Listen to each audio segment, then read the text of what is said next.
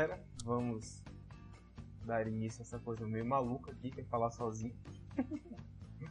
Mas vamos lá, olha só. Hoje vamos analisar aqui as causas do comportamento, que é sobre o behaviorismo de Skinner, do próprio Skinner, da editora Conflix, lá de São Paulo. Então, eu vou procurar aqui elencar as principais coisas do texto para a gente conseguir estudar um pouco melhor. Então vamos lá.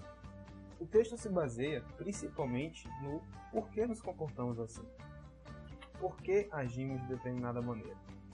Então, antes de mais nada, o papel da ciência, acima de tudo, qualquer ciência que estuda qualquer coisa em relação a um objeto, seja a sociedade, seja qualquer outra coisa, é prever e controlar esse objeto.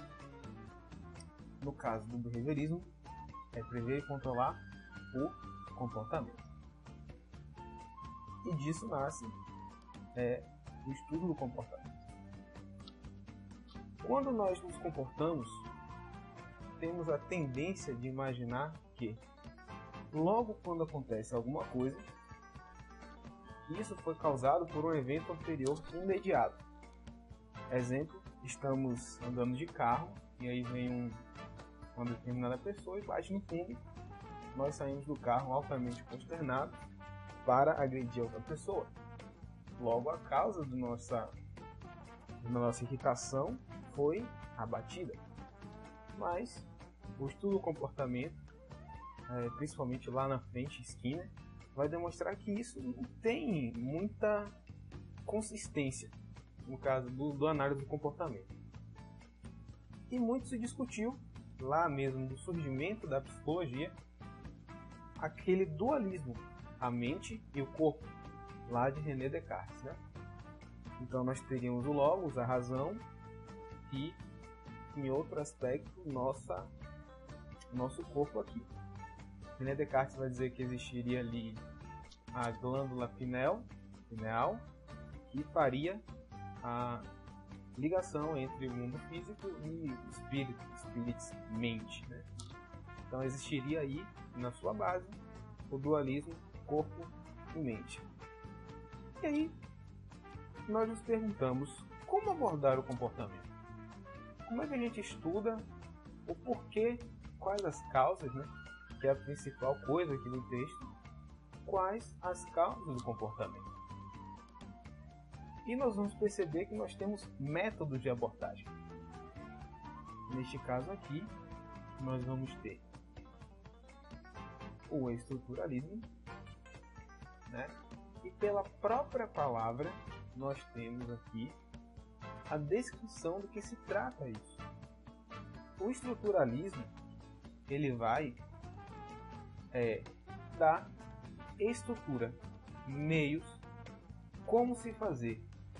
E dentro do estruturalismo, nós vamos ter uma espécie de desenho, característica. O estruturalismo, infelizmente, ele descreve, na verdade não infelizmente, né, mas é um auxílio, ele descreve o comportamento, mas diz muito pouco das causas. Na verdade não diz nada. Por que nós nos comportamos dessa maneira? Ele descreve. O estruturalismo vai ser importante porque ele servirá como uma ferramenta. Essa ferramenta vai culminar, nós vamos ver aí nessas etapas, né, no metodológico e no radical, em formas de se abordar o comportamento. Então o estruturalismo, ele diz como as pessoas agem, como o comportamento acontece, mas esclarece muito pouco por que nos comportamos assim. Logo, a pergunta do início do texto continua: quais as causas do comportamento? Então há pouco eu disse que nós temos a visão mente-corpo, né? Físico e algo além do físico, que é onde estaria o nosso comportamento. Nós nos comportamos por isso. Aí o que acontece? Após algumas pesquisas, após um tempo, surge o behaviorismo metodológico. O metodológico é o de Watson. E o Watson vai fazer exatamente o que essa mocinha está fazendo. Afasta a questão do mentalismo e traz para si a abordagem fundamental do ambiente. O ambiente é a peça fundamental para o behaviorismo metodológico. O que ele vai fazer?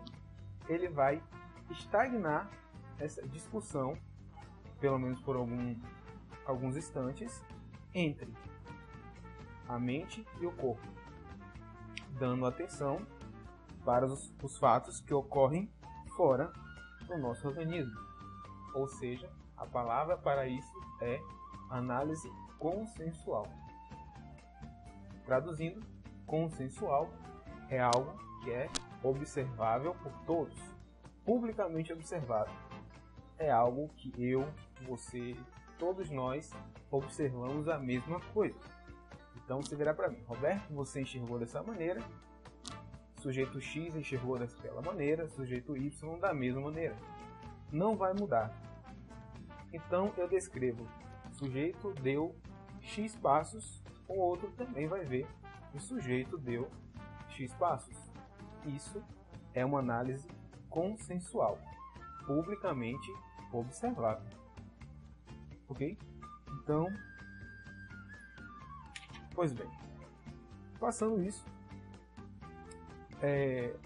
outra crítica dentro do behaviorismo metodológico é que a explicação mentalista, a explicação que a causa do comportamento estaria na nossa mente, em algo que não é palpável, não existem métodos, não se existe método de estudo, estagna para a pesquisa do comportamento.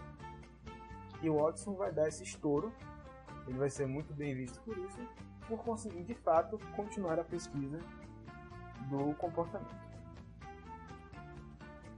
O Watson também tratava os sentimentos como epifenômenos do comportamento. Epifenômeno é uma palavra meio estranha, mas não é nada difícil de se entender. Epifenômeno nada mais é do que juntar-se ao outro, mas não influenciando a esse. Ou seja, ele está no meio ali de tudo, participa da influência do comportamento, mas não tem relação de atrapalhar essa função. Ele participa do comportamento, mas não influencia. Ele está ali no meio, mas não influencia. Então o que ocorre? Nós tínhamos a questão mente e corpo. Ou a causa do comportamento estava na mente, ou estava extracorpo, no ambiente, por Watson. E um cara muito importante, Skinner, o radical, por isso eu botei essa foto ridícula, com essa cabeça de Skinner, do radical. Por que esse radicalismo, né? Porque ele vai realmente pegar a raiz do problema. Ele vai perceber que muitas vezes nós fazemos algumas voltas, algumas digressões filosóficas que não é necessário. Ao estudar o comportamento, acaba voltando para aquele dualismo mente-corpo. Skinner vai fazer o seguinte: vai pegar a análise do método de Watson, metodológico, de enxergar o que está fora, e vai pegar um pouco do mentalismo para analisar essa relação de equilíbrio. Então o behaviorismo radical vai buscar o equilíbrio entre o mentalismo, que afasta o externo, coloca dentro do sujeito, na mente, a causa do comportamento, e o metodológico, que atensa a eventos externos antecedentes. Então ele vai aí equilibrar esse jogo. É importante salientar que o Skinner, na sua análise do comportamento, né, ele tem o estudo do comportamento, que é a sua filosofia, e tem a EC, que é a análise experimental do comportamento, que é o método, a ferramenta, o instrumento de trabalho. Logo, ele não nega a autoobservação, que muitos dizem, ele não nega isso. Ele apenas questiona a natureza daquilo que o sujeito sente. Tá?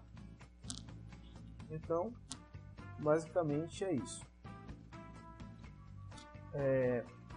Então Skinner finalmente vai explicar o que é o comportamento. Skinner vai dizer que o comportamento ele é rodeado de pilares, e esses pilares são basicamente 3 pilares. Nós temos a filogênese, isso aí nós vamos ver mais para frente lá na seleção por consequência, que foi o ápice da teoria dele. Vamos ter a ontogênese e a cultura. Esses 3 pilares vão culminar num único ponto, que é o comportamento. Então, perceba, vamos ao resuminho. No estruturalismo, nós descrevemos o comportamento, mas muito pouco falamos, na verdade, nada, dizemos quais as causas. O Watson, em sua análise do comportamento, através da sua metodologia, né, que Skinner chamou de análise metodológica, atenta à importância do ambiente e trata sentimentos, como eu expliquei, como epifenômenos. E o behaviorismo radical vai buscar o equilíbrio entre o mentalismo e o metodológico, dizendo que nos comportamos nas relações funcionais, que são aquelas 3, a filogênese, a ontogênese e a cultura, e é assim que nós nos comportamos. Importante lembrar que essas células não funcionam sozinhas, então não me comporto só pela ontogênese, nem só pela filogênese e muito menos pela cultura. Elas funcionam numa relação funcional. Uma variável depende da outra para dar um resultado. Uma variável depende da outra para determinar um resultado. Então é isso.